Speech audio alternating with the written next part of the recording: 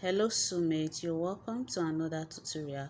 Now here we'll be learning how to make this beautiful bustier with illusion neckline. So if this looks like what you want to learn, you can stick around. So get started with it. So the first thing you have to do, I already have my normal basic block drafted out on this paper, so I just wanted to use it. So now you know that when you are doing your bustier, after getting your horizontal measurement, getting your bust line, your apex, your under bust and your waist, you connect your armhole the way I'm connecting it. You do your shoulder slope. You can go and check my basic body strap for shoulder slope, all those things. So the next, the first step in bustier is to take your nipple to nipple measurement, divide by 2, so you roll it across the same way you see me doing. Mine is 3.5. So after that, you do your dart intake. Please, if you've not watched a very detailed video on how to make a bustier, go and see how to make a princess dart bustier. I explained it very well there. So here now, I want to use unequal darts. Now my dart intake is 2.5. I want to use unequal dart, so I'm marking 1 inch at one side and 1.5 at the other side. You can see what I did. I marked 1 inch at the right side and 1.5 at the left side. Do you see? Because I want to make it an unequal dart. All the bustier I've been making, they've been equal dart. I want to do unequal dart. So of course, if you used to my bustier video, you will know that you go down by half an inch and come up by half an inch also. So after that, you connect the shoulder dart together. You connect the shoulder darts together. Then to connect from your under bust to the apex line, to this half an inch you come down with, you place your ruler exactly the same way I place mine. Please, when you're placing your ruler, make sure you don't place it that the edge, like the apex point, the point that they are meeting, will not be too sharp, because if it's too sharp, your bustier will not come out nicely. So after doing that, okay, so I didn't get it correctly, like I didn't get the curve the way I wanted it, so that's why I'm using my hand to actually make it to curve it very well. So the next thing I have to do now is to, my waist measurement. I already have the draft before. The 2.5 I remove for that intake, I have to return it back to the waist measurement because we'll cut it out. If I don't return it, of course, we'll experience shortage. So I've returned the 2.5. You can see I'm cleaning the first line that I actually made for the normal basic block. So the next thing is to add my dart allowance, then seam allowance. After adding seam allowance, I will take my side dart.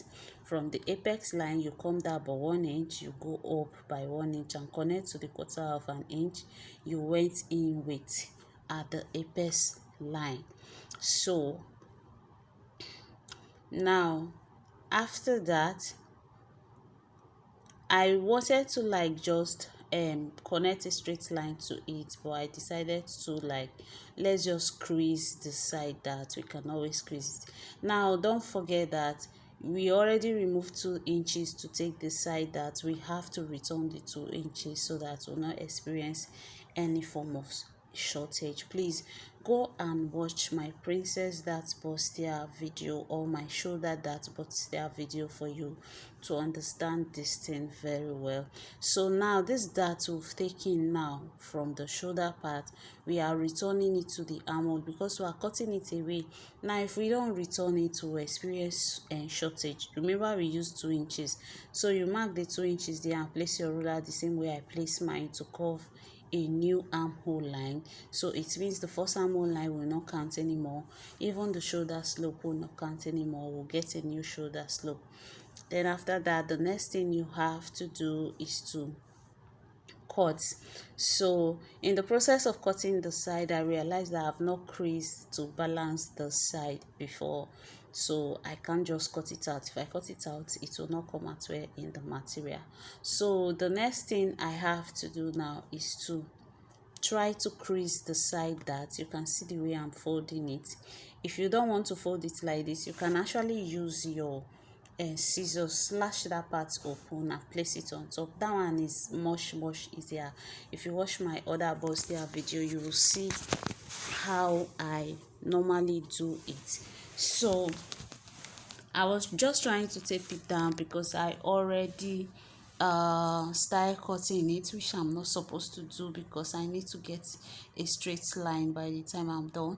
So you just tape it after putting it, after creasing it, you just tape it. You see the way I'm doing it. Then you carry your ruler and connect it from the armhole down to the waistline again, because the lines are no more equal, like they don't align anymore. So after doing that, we are going to be cutting everything totally out. We'll cut everything out the same way you see me doing. So after cutting it out, we are going to be creasing the shoulder. That also will be closing it. So this is what I was saying. You can decide to fold it on the other side, or you just cut like this and place it. Do you get? This one is much easier to crease your darts.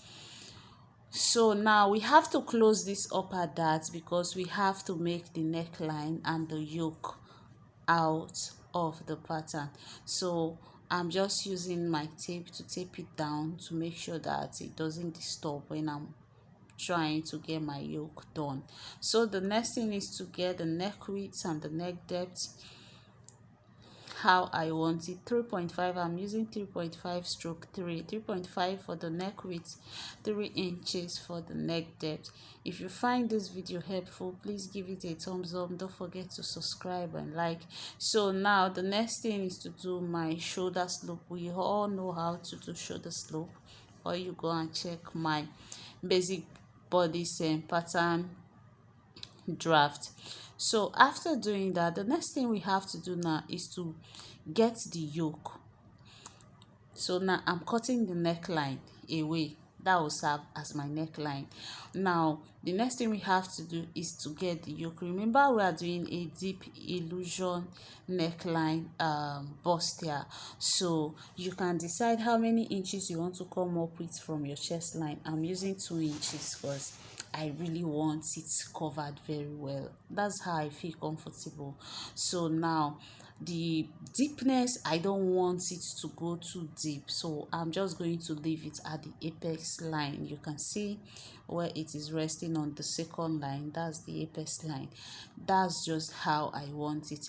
If you want yours to be very deep, you can extend it even to the end of this half length. Do you get?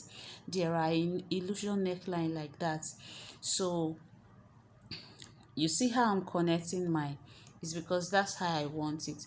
And I also still want the upper part to be high also, to be able to cover everything for me. So that's basically what I'm doing. Now if you don't want yours to be like this, you want to expose some cleavages or anything, please, the deepness I did for the at the middle of it will not be enough for you. You can go further. You can even go to the end of the half length. So after that, the next thing I will have to do now is to remove the tape. I'm just trying to connect it very well because I don't want anything revealing. So the next thing I will have to do now is to cut it out. So as you can see, your upper part is now the yoke. The upper part is the yoke. So I will remove the sellotape like this, the masking tape, then separate it at the middle.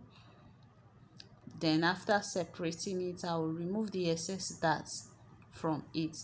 After removing the excess dart,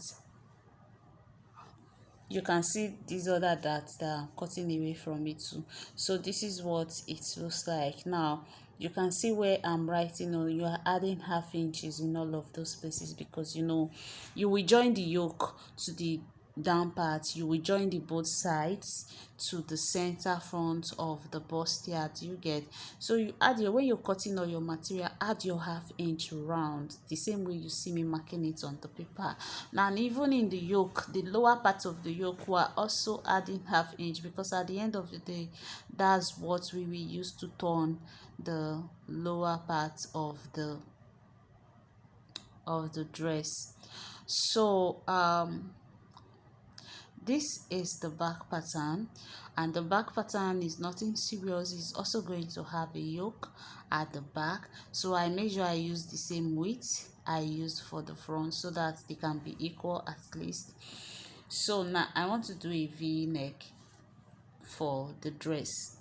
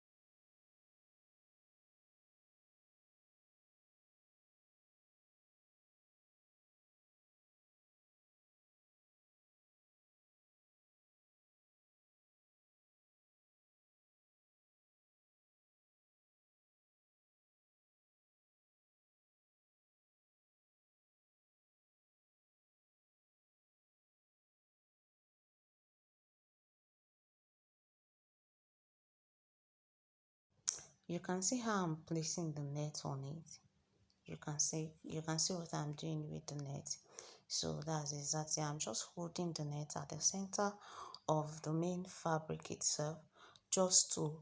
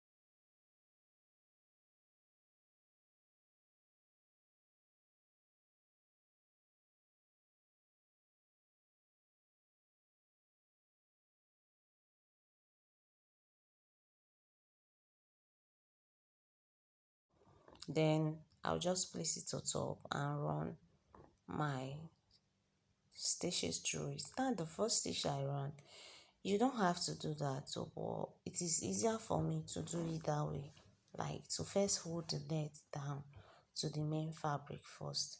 That's why I did the first stitch I did. So you can see what it looks like. You can see what it looks like on the inside.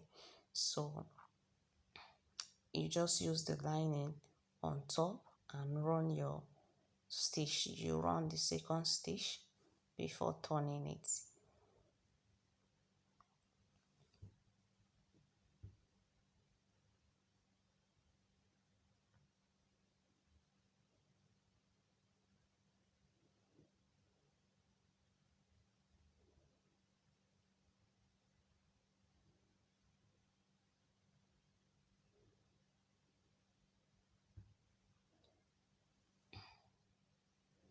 You can see what I'm doing. I'm still trying to run the uh, lining and the fabric together. I'm still trying to run it together. It takes time. You have to be careful to get a neat work done when you're working with illusion net.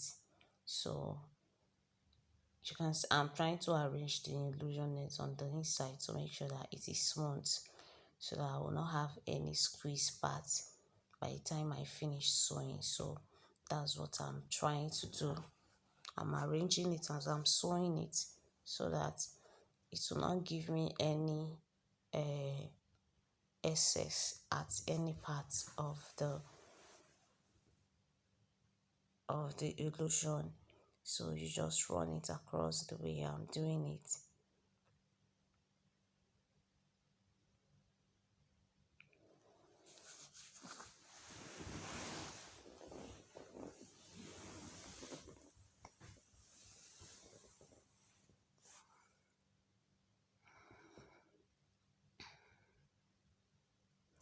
So you can see what it was like after that. You can see how relaxed it is. By the time I go ahead to iron it properly, you see how nice it will come out. So the next thing now is for us to do the other side. we have to do the other side. So we're going to be using the same method.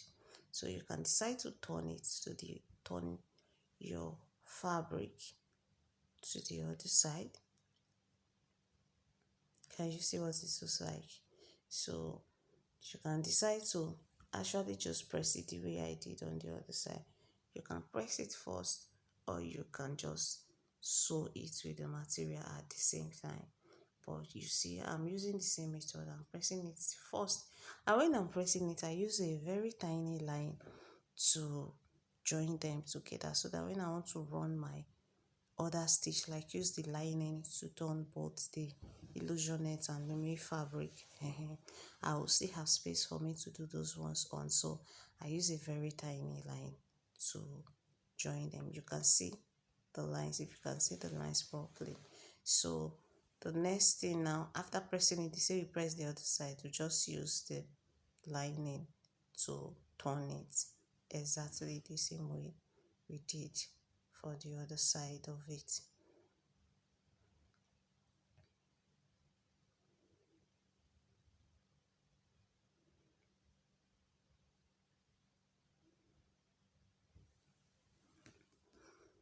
So I'm just pinning it down and making sure that the both um joining parts meet.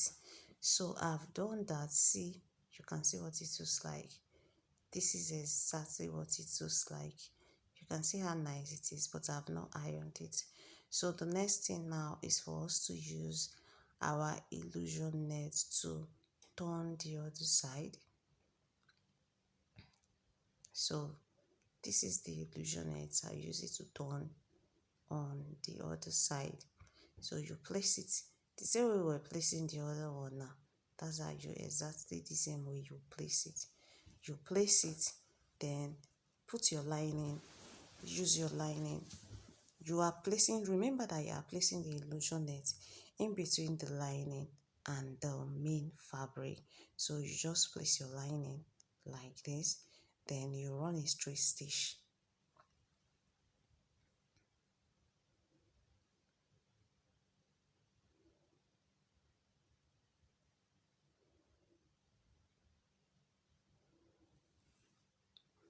Just follow all the steps I followed in this video, and you see how nice your bustier will turn out. You'll see how nice it will come out to be. Your illusion net will be so perfect on you. So you just run a straight stitch the same way I'm doing.